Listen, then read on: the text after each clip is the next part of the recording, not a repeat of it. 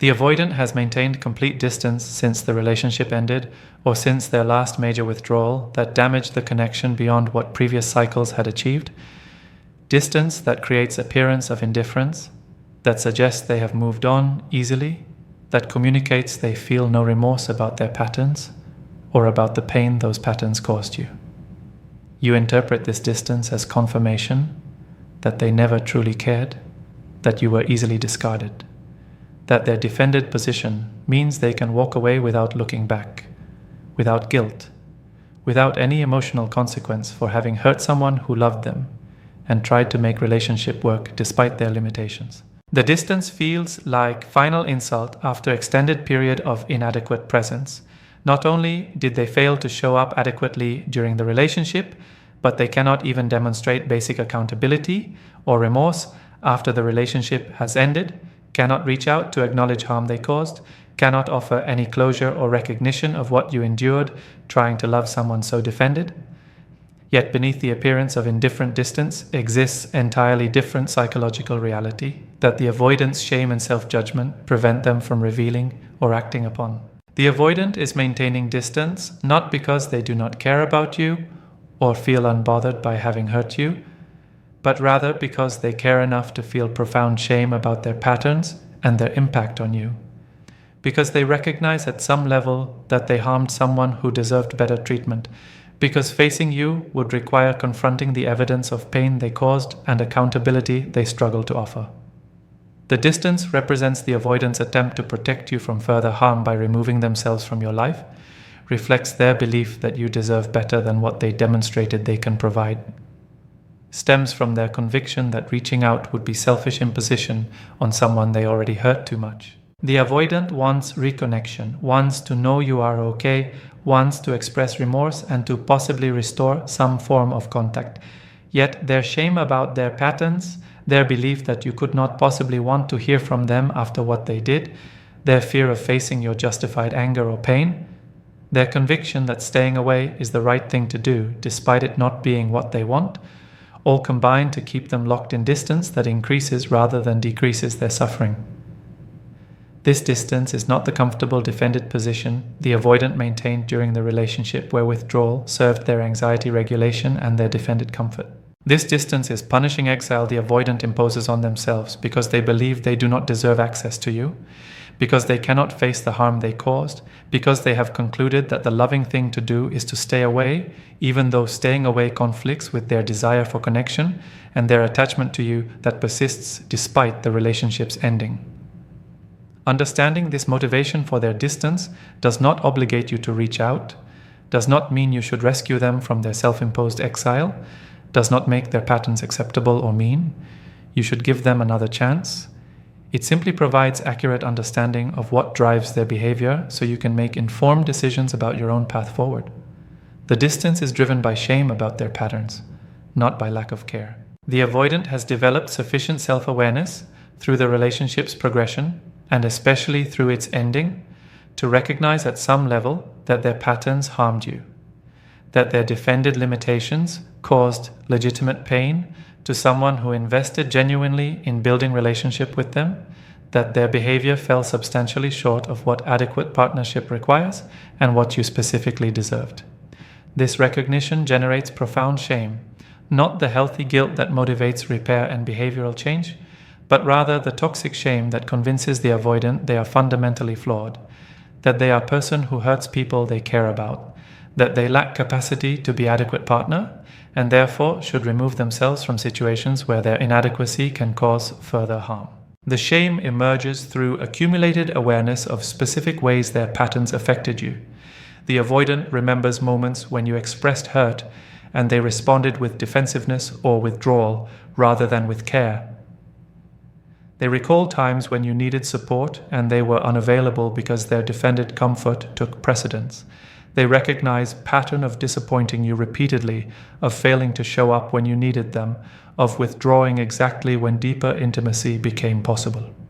They face that you accommodated their limitations extensively while they provided minimal reciprocation, that you remained patient through cycles of withdrawal and return, that any reasonable person would have ended far sooner, that you loved them more generously than their defended position allowed them to receive or reciprocate adequately.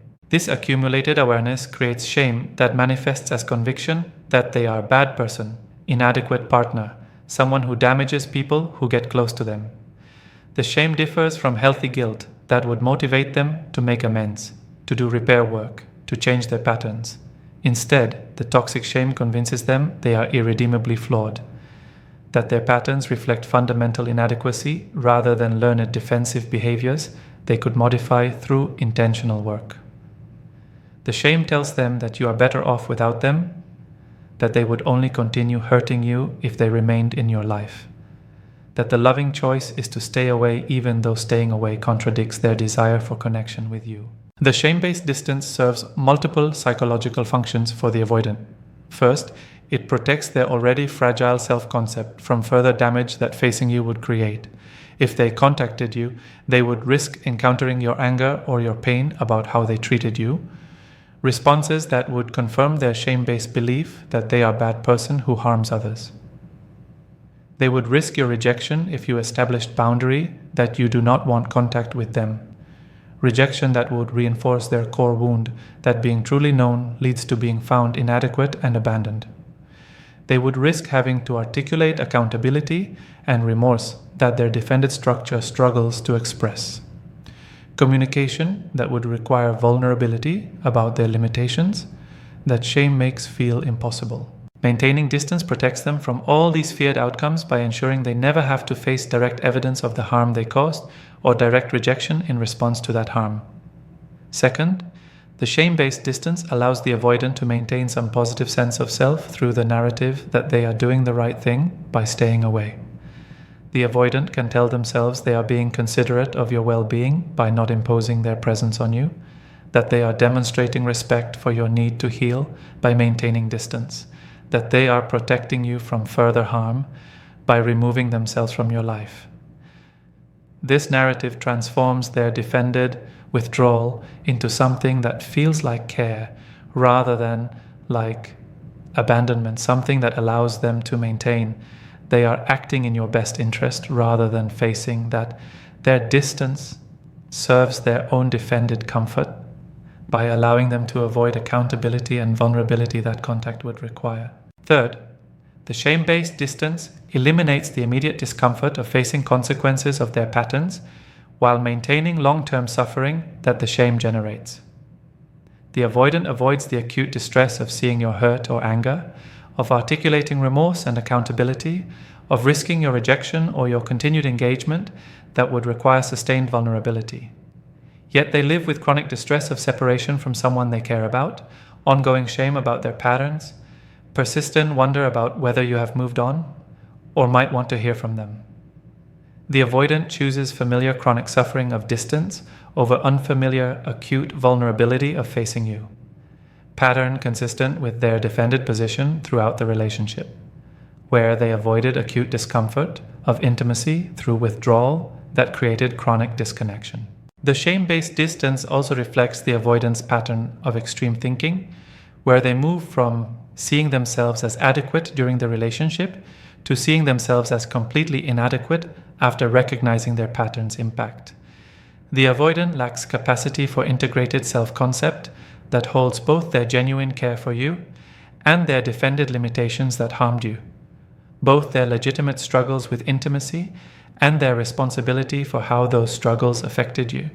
Instead, they swing between defensive positions where they are fine and you are too demanding to shame-based positions where they are terrible and you deserve far better. The current distance reflects them being stuck in shame position where they cannot hold complexity, that they are imperfect person who made mistakes and caused harm, and who also has capacity to take accountability and to work on their patterns. Understanding that distance is driven by shame rather than by indifference requires recognizing that the avoidant cares enough to feel terrible about their patterns, yet their caring manifests through withdrawal rather than through repair, because their defensive structure and their shame convinces them that staying away serves you better than facing the vulnerability that reconnection and repair would require. The avoidant is not comfortable in this distance, they are suffering in it, yet they believe the suffering is deserved punishment for their patterns, and that maintaining the distance despite their suffering demonstrates their care for you by protecting you from person who has already hurt you too much. The distance reflects not lack of feeling, but rather feeling they lack capacity to express or act upon in ways that would serve repair, because their shame and their defended limitations prevent them from taking the vulnerable steps that making amends would require. They believe you deserve better than what they demonstrated they can provide.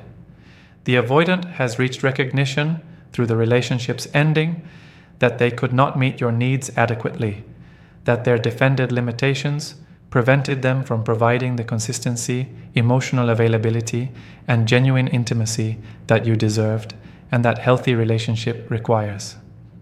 This recognition creates conviction that you deserve a partner who can show up fully in ways they demonstrated they cannot, that you should not settle for their defended inadequacy when better options exist, that the most loving thing they can do is release you completely to find partnership that meets your needs rather than keeping you engaged with their insufficient presence.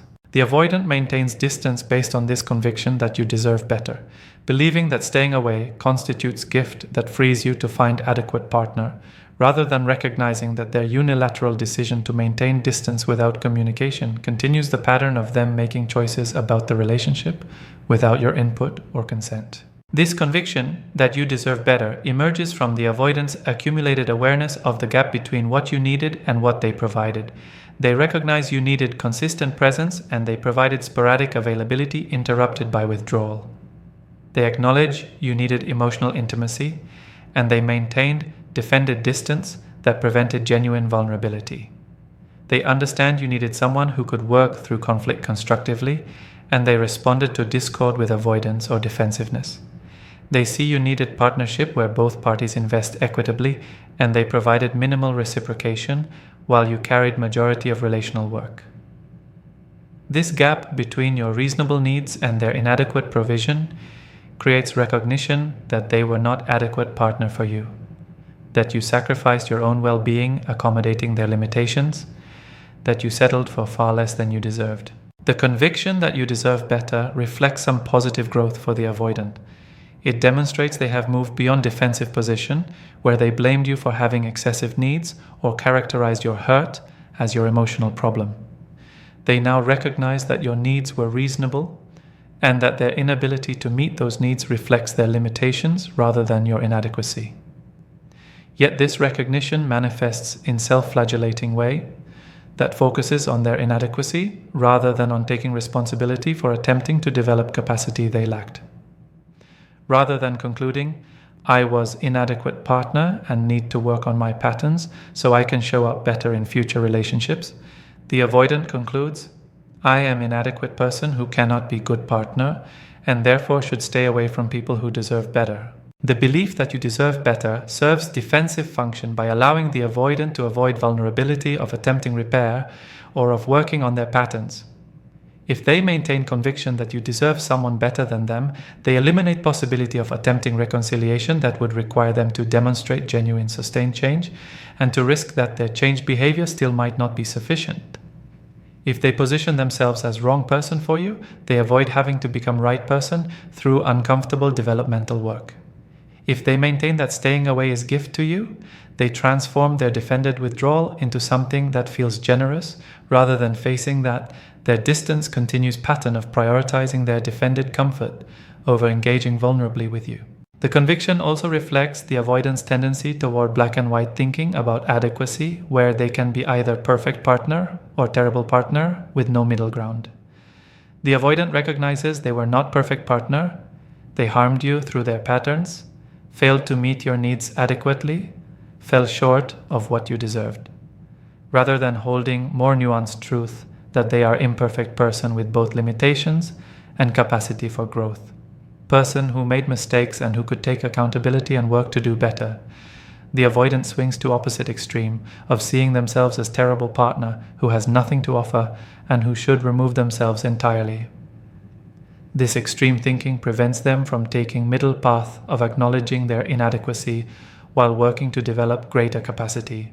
The distance based on believing you deserve better also serves to protect the avoidant from risk of trying and failing. If they reached out to express remorse, to attempt repair, to see whether you might be open to their demonstrating changed behavior, they would risk that you reject them definitively, telling them you have moved on, establishing firm boundary that you do not want contact with them, communicating that their patterns cause too much harm for you to consider giving them another opportunity. This rejection would be devastating because it would confirm their fear that they destroyed possibility of relationship with you through their patterns. Maintaining distance based on conviction that you deserve better protects them from facing this potential rejection by framing their absence as their choice rather than as consequence of your rejection. The avoidant may also maintain distance based on belief you deserve better as way of managing their own attachment pain. Staying away while telling themselves it is gift to you allows them to maintain some sense of noble self-sacrifice rather than facing that they lost you through their own patterns. And that loss creates pain they struggle to manage. The narrative that they are staying away for your benefit protects them from fully experiencing grief and regret about losing you by transforming that loss into something chosen rather than into consequence they could have prevented through different behavior. Understanding that the avoidant maintains distance because they believe you deserve better requires recognizing this reflects both genuine recognition of their inadequacy and defended avoidance of vulnerability that attempting repair would require. The avoidant is not wrong that you deserve better than what they provided. You do deserve a partner who can meet your needs consistently, who can provide emotional intimacy, who can work through difficulties rather than withdrawing. Yet their unilateral decision to stay away based on this belief continues their pattern of making relationship decisions without your input, continues prioritizing their defended comfort over vulnerable engagement with you, continues avoiding the accountability and change work that demonstrating they could eventually become better partners would require. The distance protects them from risk and vulnerability, while they frame it as protecting you from their inadequacy. The distance protects them from facing your pain that they caused. The avoidant maintains distance partly because facing you would require confronting direct evidence of pain their patterns caused, would force them to witness hurt they generated through their defended limitations, would demand they sit with your suffering that resulted from their inability to show up adequately throughout the relationship. This confrontation with the consequences of their behavior represents exactly what the avoidant's defensive structure organized to avoid: being held accountable for how their defended position affects others, facing that their patterns harm people they care about, experiencing the guilt and discomfort that witnessing another's legitimate pain about their behavior generates. Maintaining distance allows the avoidant to avoid this confrontation while living with abstract awareness of having hurt you rather than facing concrete reality of your pain. The avoidant knows at intellectual level that they hurt you through their patterns. They understand logically that their withdrawal created pain, that their defended limitations left your needs unmet, that their inability to provide consistency generated insecurity and suffering. Yet, intellectual knowledge of having caused harm differs substantially from directly witnessing the pain someone experiences because of your behavior.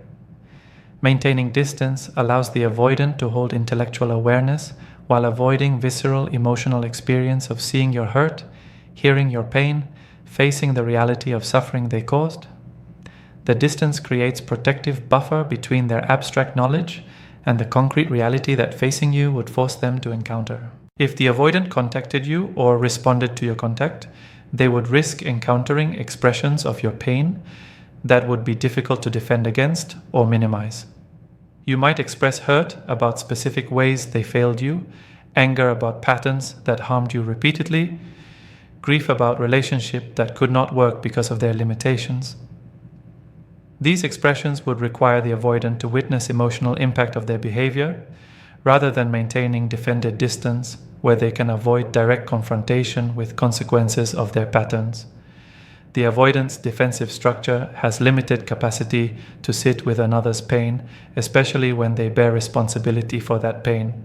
Their usual response involves minimizing, deflecting, or withdrawing. Maintaining distance eliminates need to deploy these inadequate responses by ensuring they never encounter your pain directly. The protection from facing your pain also shields the avoidant from having to offer the emotional accountability and vulnerability that witnessing your pain would demand. If they saw or heard your hurt directly, social and emotional expectations would require them to acknowledge that hurt, to express remorse, to take responsibility for their role in creating your suffering. These responses require vulnerability. The avoidant's defended structure resists admitting fault, expressing genuine remorse, sitting with uncomfortable emotions without defensive escape.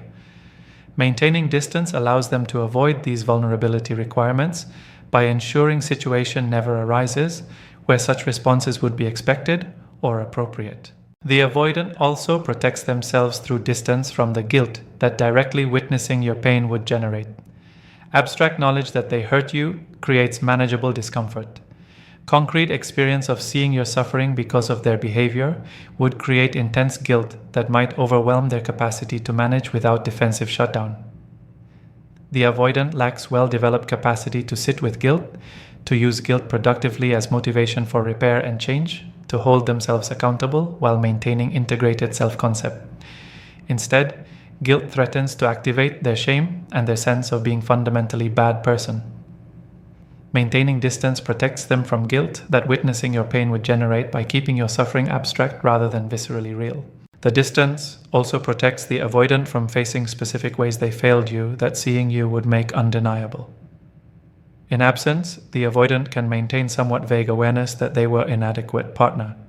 Facing you would force confrontation with specific incidents, times they withdrew when you needed them, moments they responded to your vulnerability with defensiveness, occasions when they prioritized their comfort over your legitimate needs. The specificity would make their pattern's impact undeniable in ways that maintaining distance allows them to keep somewhat abstract.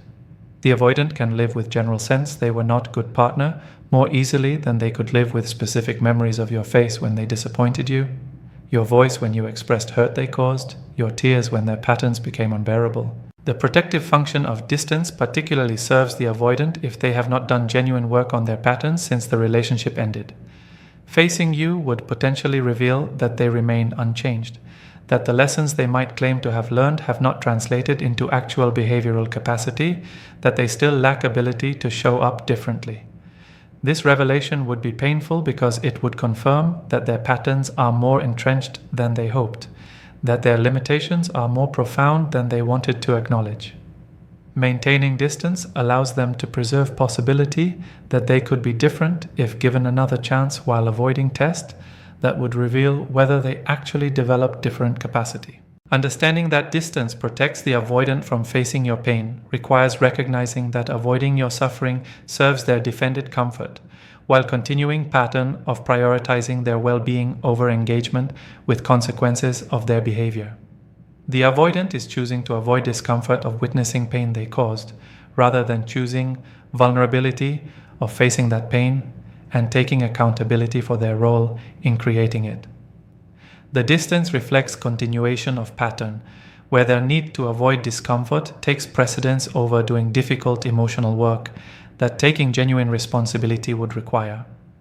While the avoidant may frame distance as protecting you, it more accurately protects them from having to face what they did and from having to demonstrate accountability and remorse that facing you would demand. They want reconnection but can't imagine you'd accept them after what they did. The avoidant experiences ongoing desire for reconnection with you. They think about you regularly, miss your presence in their life, feel impulses to reach out to express remorse, or to see whether possibility exists for restored contact. This desire for reconnection reflects genuine attachment to you that persists despite the relationship's ending, reflects that they valued what you provided and who you are in ways their defended position prevented them from adequately expressing during the relationship. Yet alongside this desire exists powerful conviction that you could not possibly want to hear from them after how they treated you, that any attempt to reach out would be unwelcome intrusion that would hurt you further, that they destroyed all possibility of reconnection through their patterns, and therefore should respect your presumed desire for permanent distance. This conviction that you would not accept contact from them emerges from the avoidant's projection of their own self-judgment onto you.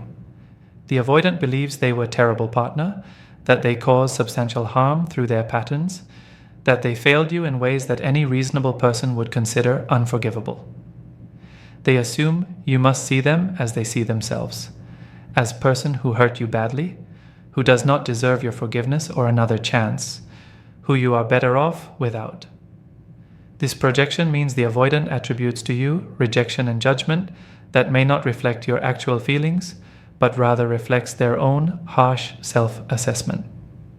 They cannot imagine you would want to hear from them because they cannot imagine why you would want connection with someone who was as inadequate as they believed they were. The conviction that you would not accept contact also reflects the avoidant's difficulty understanding that people can hold complexity, that you might simultaneously feel hurt about their patterns and care about them, might recognize relationship could not continue while remaining open to some form of communication, might need distance for your healing while not requiring permanent disconnection.